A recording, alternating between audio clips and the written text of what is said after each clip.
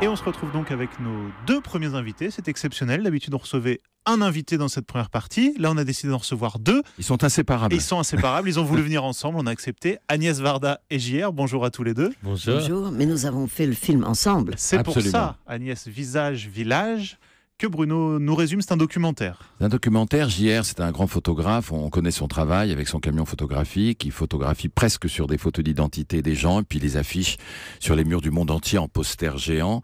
Agnès Varda, on ne la présente plus, c'est une très grande cinéaste, photographe, artiste, plasticienne. Bref, ils sont mis ensemble, ils se sont rencontrés, ils sont partis au hasard sur les routes de France, au hasard des rencontres, pour une promenade tout à fait buissonnière, avec en commun l'espièglerie, la photographie, la générosité, l'attention aux autres, l'engagement, et oui, le rire aussi beaucoup, et la bonne humeur qui enchante complètement ce film. Et surtout, mettez bien vos deux bras et même votre corps. Hein, c'est vraiment l'idée. On y va, on part par là-bas. Super, 1, 2, 3 et boum. C'était bien. L'idée d'être en groupe, l'idée de mélanger tous les services, de mélanger tout le monde, quoi. Tous les fabricants, les gens à la journée, la direction, on voit quelques personnes de direction par là-bas. Quand on peut s'entendre de temps en temps. Alors, Agnès Varda et JR, on est obligé de vous poser la question. Comment cette rencontre? Pourquoi? Je crois que c'est votre fille, Agnès, qui vous a fait vous rencontrer. Bien, elle savait que j'aimais les œuvres de JR comme ça. On savait pas. Alors elle s'est dit, je devrais lui dire de venir. Donc il est venu chez moi, dans la rue Daguerre. Et quand je suis venu, c'est vrai que je connaissais bien sûr le travail d'Agnès, mais je pensais juste la rencontrer une seule fois. Alors je l'ai invitée à mon atelier, si elle voulait bien venir. Elle est venue tout de suite le lendemain. Et figurez-vous qu'après, on s'est mis tout de suite au travail, vraiment, sans se connaître. On a décidé qu'on s'aimait, on l'a décrété, et on s'est mis à travailler sans savoir qu'on allait faire un film. Mais on voulait faire quelque chose ensemble. Mais tu dis travailler, c'était pas de travailler, c'était est-ce qu'on peut mettre nos idées ensemble, est-ce qu'on peut avoir un projet. Ça semblait plus léger que travailler. Alors, pour faire comprendre ce qu'on voit dans ce très beau film, Visage, Village, vous partez sur les routes de France. Vous arrivez par exemple dans les Corons, où il y a une femme qui est seule à habiter, vous la photographiez, JR, et vous mettez sa photo en énorme sur le mur de sa maison. Elle est seule dans cette rue et elle est très émue, et nous aussi on est très émus. Comment vous avez fait cette promenade buissonnière, tous les deux? Comment vous avez choisi votre route?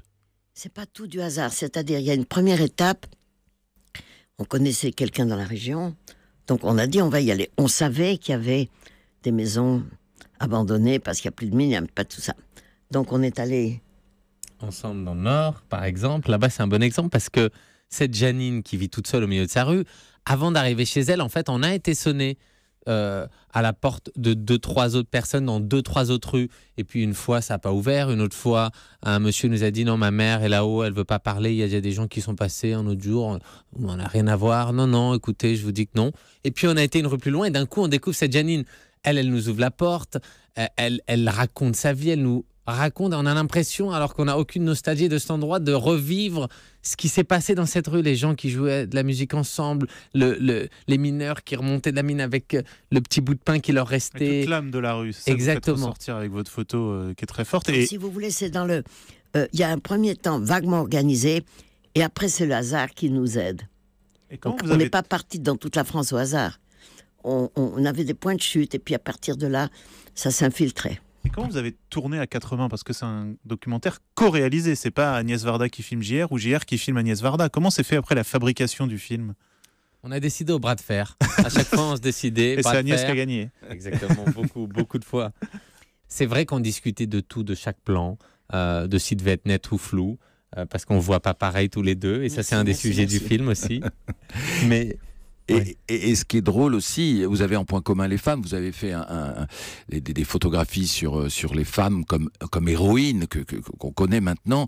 Vous avez été très engagé sur le plan des femmes. Et alors il y a l'histoire des dockers aussi, c'est extraordinaire ça. Vous allez voir les dockers du Havre et vous dites où sont les femmes? Mais parce que il y a cette réputation des dockers, syndiqués, grévistes, machos. Et je dis gentiment où sont les femmes. Et je rencontre les femmes de ces 3 dockers-là qui étaient ses amies. Elles sont intelligentes, charmantes, et on a envie de les entendre un peu plus. Et JR est tout à fait d'accord avec moi qu'on va en faire plus que des héroïnes, on va en faire des totems. Et c'est Je là suis que... toujours d'accord avec toi, Agnès, de toute façon. Mais grâce à ton amitié pour ces grands gars, Ouais. Eh ben, on les a agrandis, mais surtout en plein milieu d'une grande grève. C'était la grève qu'on a connue l'année dernière. Des dockers, ils ont accepté, ils ont dit, je me rappelle, on était au piquet de grève et ils nous ont dit, vous savez, merci d'être venus, mais la vie continue pendant ce temps et quelques gars vont vous aider à mener votre projet pendant que nous on continue notre lutte. Et résultat, on a ralenti aucun bateau, piqué le boulot à personne. C'est tout le monde sur son temps libre nous a aidé à construire ces murs gigantesques de conteneurs qu'on a complètement imaginés, qui n'étaient pas là.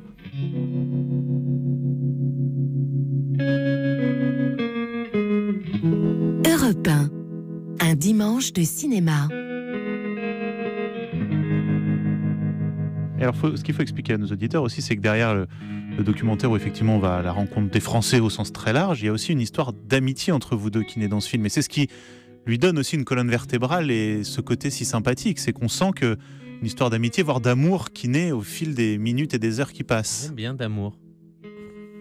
Elle va râler. oui, non, parce qu'amour, c'est le mot qui sert pour tout. Alors, c'est un mot dis bateau. donc. Mais T'as bien préparé ton argumentation. non, mais je pense que amitié, affection, c'est déjà beaucoup.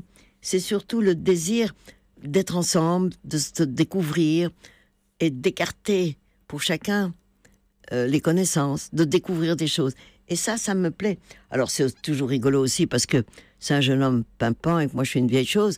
Et que d'être ensemble comme ça, et que ça ne compte pas, et que même aux yeux des gens qui nous rencontraient, il n'y en a jamais un qui a fait une remarque. Ouais. Ils nous ont pris comme deux artistes et c'est ça qu'on est. Et il y a aussi un enjeu dans le film, c'est allez-vous réussir à le faire enlever à JR ces fameuses lunettes noires? On va pas répondre à cette question, mais c'est aussi le petit suspense de ce film.